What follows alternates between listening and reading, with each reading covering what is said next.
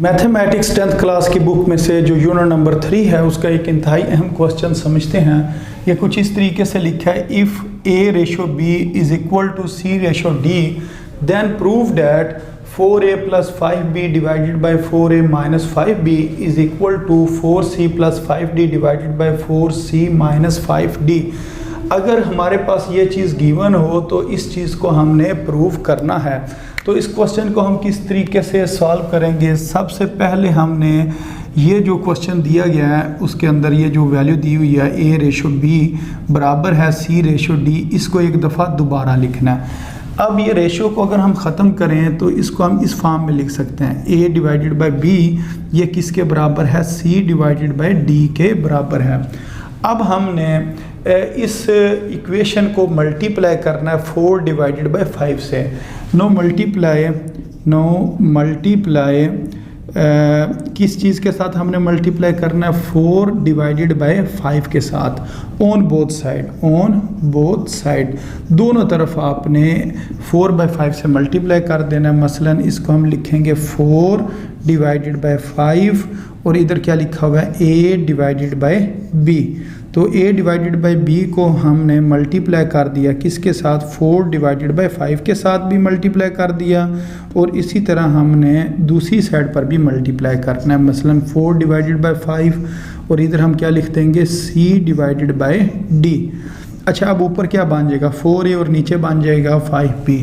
तो इस जगह पर अगर मैं इसको सॉल्व करूं तो ये हमारे पास क्या चीज़ आ जाएगी, 4a divided by 5b।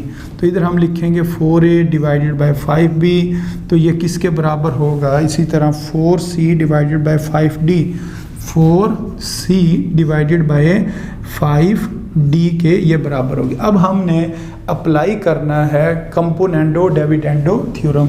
No applying, अब हम क्या करेंगे, अप्लाई करेंगे कौन सा थ्योरम, कंपोनेंडो डिविडेंडो थ्योरम। जो डिविडेंडो थ्योरम है उसको हमने अप्लाई करना। तो ये जो कंपोनेंडो डिविडेंडो थ्योरम है इसको उर्दू मीडियम के जो स्टूडेंट्स हैं वो क्या कहते हैं, तरकीबो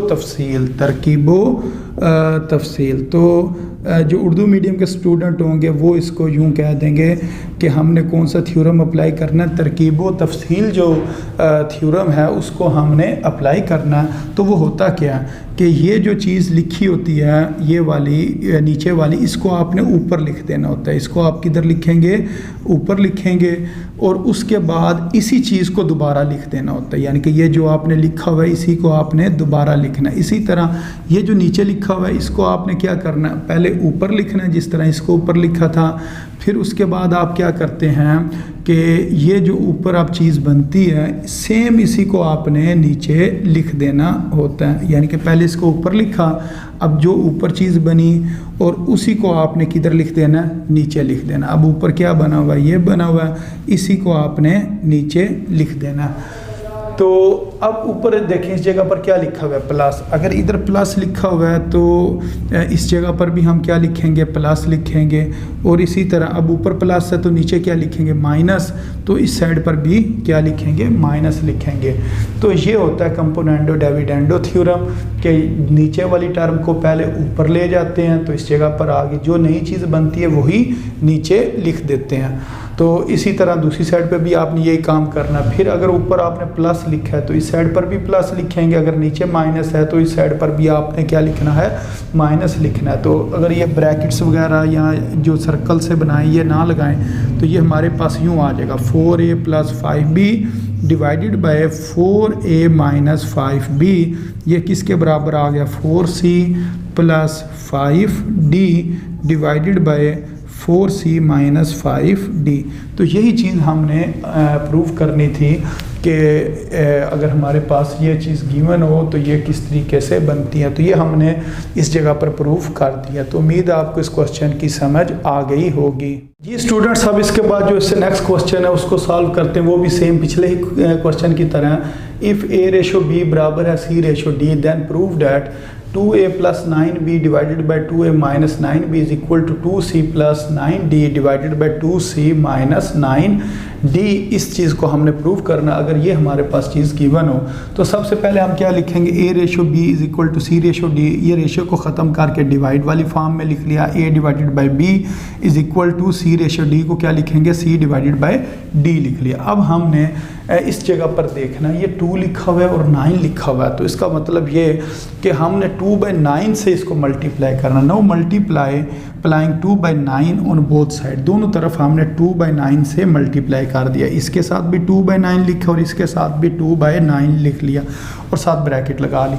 अब ये वाले 2 जब ए से मल्टीप्लाई होना तो 2a हो जाएगा और नीचे क्या हो जाएगा 9b। तो ये इस जगह पर मैंने लिख दिया 2a डिवाइडेड बाई 9b। इसी तरह ये 2c डिवाइडेड बाई 9d आपने लिख दिया। अब आपने क्या करना है कि आपने लिखना है कि no applying componendo dividendo theorem.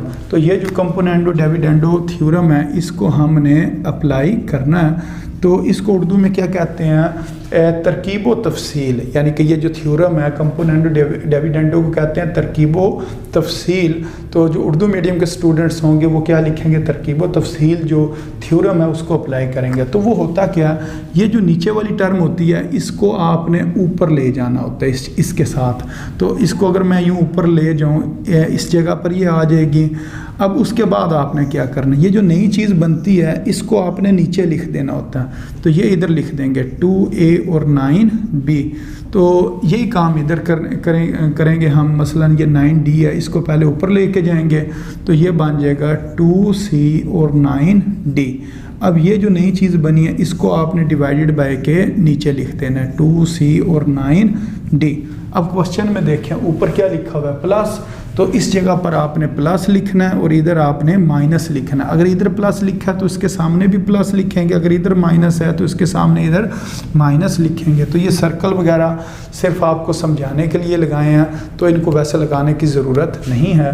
तो अब अगर मैं बगैर सर्कल के इसको लिखूँ तो ये आ जाएगा 2a + 9b divided by 2a - 9b।